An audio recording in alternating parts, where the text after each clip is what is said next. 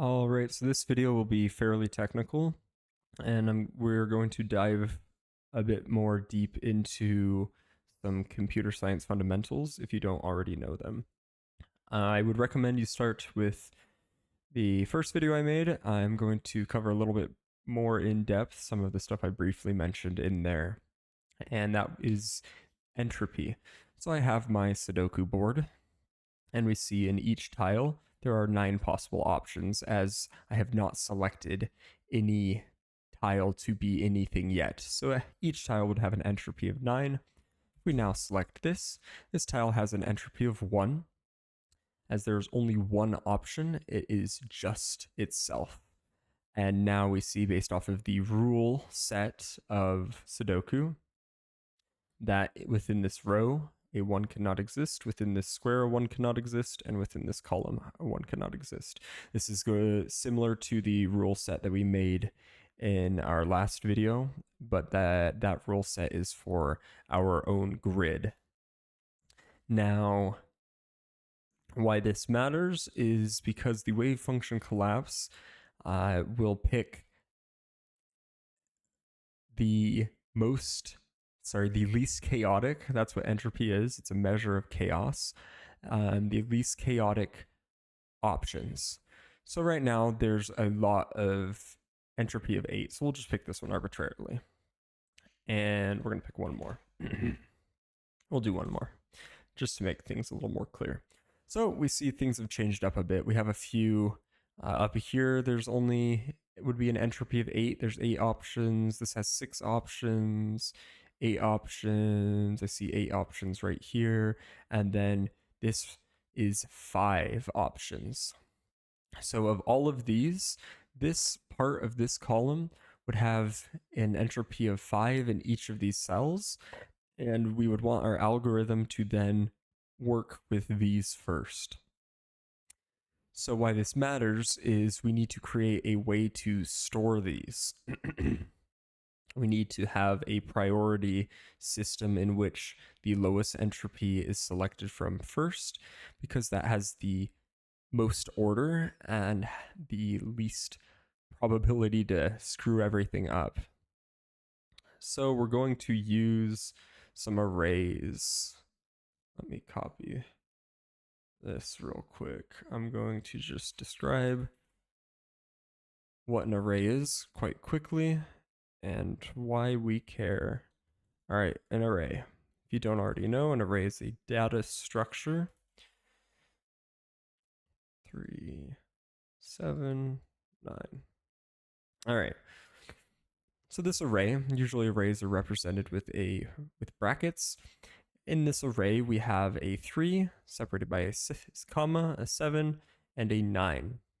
And this array is 3 long, has a length of 3, because it has 3 indices, has an 0, 1, and 2, index 0, 1, and 2. If we were to add more values within our array, it would add more indices. This is just a way to know where things are at.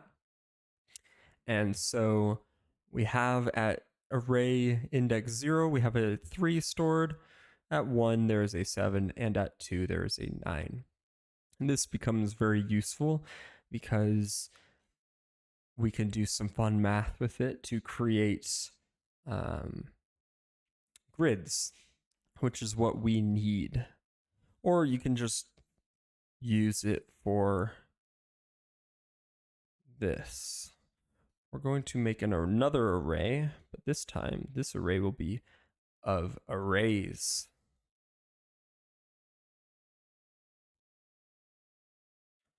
Okay, we see here 1, 2, 3, 5. Perfect. All right, so similar to the aforementioned array, we have the outer array. Inside of it is stored 3 more arrays. So this is stored at 0, this is stored at 1, and this is stored at 2. This matters to us because we can then actually map this out into a grid and use this to better represent data and create a priority system that we're going to use for our entropy array. Okay, so we're going to just say these are the rows. Each array itself is sorted 0, 1, and 2, 0, 1, and 2, and then their inside elements have their own indices like any array, 0, 1, 2, 0, 1, and 0. Let's erase this. Perfect. Now, within this grid,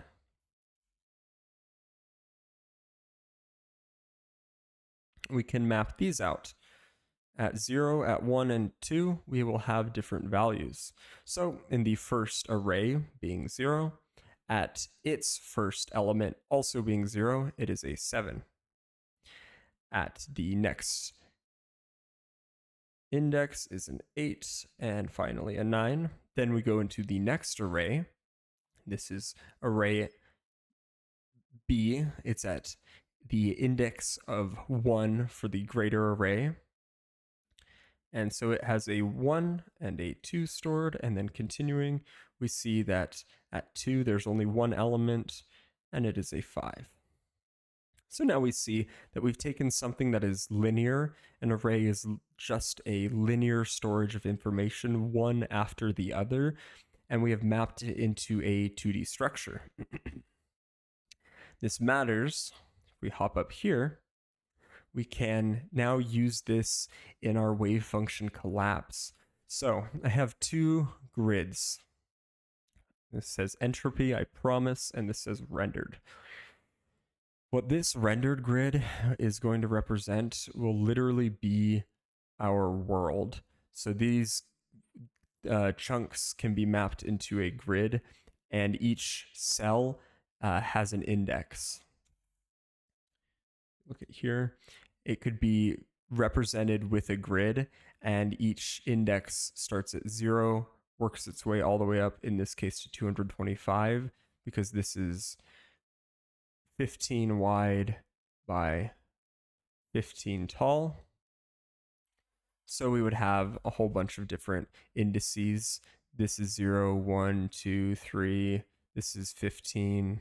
This is 14 because we start at 0. So this would be 14, 30. And you could give different indexes to all of these, not different. So you could give them a set index based off of their location. Now, why this matters to us is because we now can work with this and say, we collapse this cell. Similar to our Sudoku board, where in the beginning we collapsed this cell, we have now done it within this little paint world. We have collapsed this cell.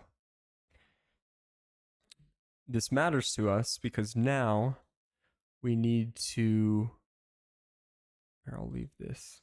So this was cell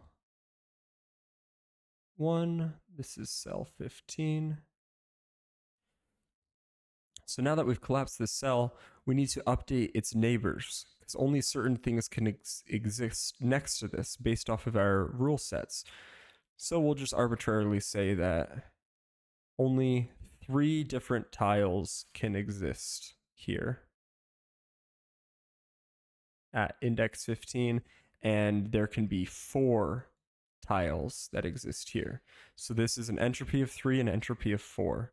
And a visual representation of this would be with our other program. Let me pull it up.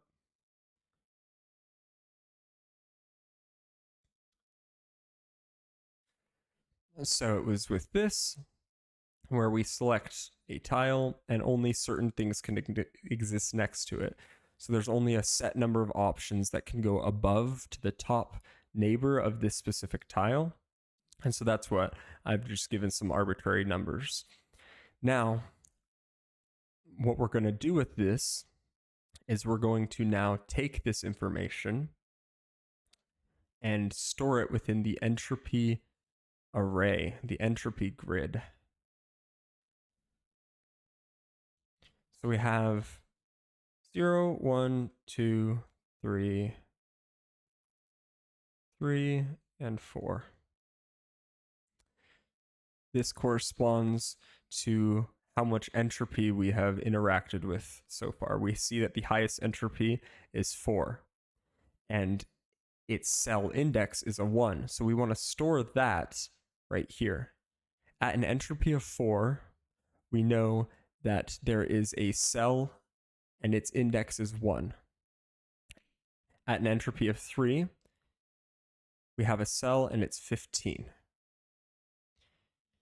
Now, as I mentioned with the Sudoku board, what we're going to do from here is we're going to come through this array and we're going to find the first array that has information in it, because that will be the lowest entropy. We start at 0, we go to 1, we see, oh, this is empty, nothing here. Go to 2, oh, nothing here. Go to 3, boom, we have something. We have index 15. So we're going to then go over here. We're going to collapse that cell. We're going to randomly pick something and we're going to collapse it. And what this will now do, it will propagate a collapse. That was 15. This is 30. And this is 16. So now these have their own entropies. They have something else. Maybe there's only 2 options that can exist here and 3 options that can exist here. So we would then have to make sure that this gets removed because it's been collapsed, so no longer is in the entropy array. And then we need to add these new cell indexes to their respective rows for entropy. So now we have, at an entropy of 2, we know that cell 30 is there. At entropy of 3, we know that cell 16 is there. And we can recursively continue onwards. And the nice thing is we can also add in other cells, so we can have multiple. Let's say we just happen to continue through here. This happened to have a entropy also of 4. We could then store this right here, and it maintains an order. So when we go through here, if these did not exist, if the lowest entropy was 4, once we hit 4, we would then check the first item, and that keeps things in order. So instead of hopping over to 2 and creating a gap where we started here, but now we're working over here, we keep things in order. And the way this is going to be implemented now in Unreal, now that we've gone over enough theory, is by first coming into our wave function collapse folder. The tutorial for me, for you guys, it's wave function collapse. I created a structures and enums folder to keep things more organized. Right-clicked, blueprint, structure, hello, and I named it int array. And that is all it literally is. It is an integer array. So you add a variable, you can name it indexes array or int array, whatever. Set it to type integer, set this to type array. Within our event graph, within the wave function actor, we need to go into the initialize, and we want to add a new variable. This variable is going to be called entropy array, and it will be type int array. I can't spell. Int array set over here to an array. And then if you want to make a collapse graph, you can just drag drop this, right click it, collapse nodes. Within here, oh, and if your collapse nodes doesn't have any exec pins, that's just added over here on inputs and outputs. Okay, within here, we have, this is a dynamic solution to add in a number of entropy rows. So however many of these we need for the maximum entropy that can be found within our rule set. This is done by cycling through the tile rules array that we created in the last video. And it pulls, if you do pull off of it, hit F, we get a for each loop. You can split that, get the length of each set, get the maximum of those. And that way we are finding whichever neighbor would have the highest possible entropy. And then we're going to check that against a local variable just called max rule length. If this maximum number is greater than this, which in the first go around at index 0, this would be set to 0, so it would always be greater. We're then going to set this max rule length equal to this max that we found. And once again, what these are checking, if you remember, are rule sets.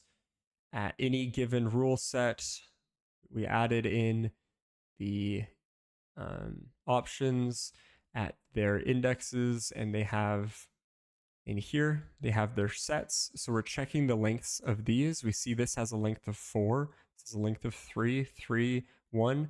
So we're trying to find the longest of these. And we're checking every single tile. Let's go back. We're checking every single one of these and finding which one of these has the longest longest set, because that's what we know that will be the maximum entropy. There can be no longer than that.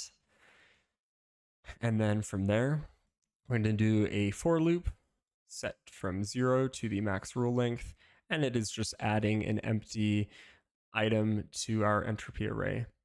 And this is creating a place for us to store cells in the future. Because if we see here now, if you haven't used arrays much, this might be a little confusing, but if we get this, so right now we've grabbed our array and we've done a get, and we're getting it at index 0. So if we come back here, we're getting it at index 0, whether that be, in our case, an index, and at that index is stored arrays, or if it's just a single integer or whatever, we're getting that at 0. And you can split this, and we see that inside of that is stored another array. And from here, we can pull information out about who needs to come out first, what cell index will be used first. Sorry, that's kind of a lot of yapping without showing. In the next video, we're going to actually collapse cells, and then we will update their neighbors, and that's where this will come into play, the entropy array, where we need to start storing things. And then finally, we will propagate the collapse. So that'll take about 3 more videos. I hope this makes sense. If it doesn't make sense, just copy and paste. Just do this exact thing. It'll make sense eventually, I promise. This is a decent bit of theory to explain some of the inner workings of this algorithm. If you have any questions, please ask, join the Discord, whatever. You can email me, I don't care. I'll put my email in my bio, and I'm always here to answer questions, so feel free to ask. Thanks for watching.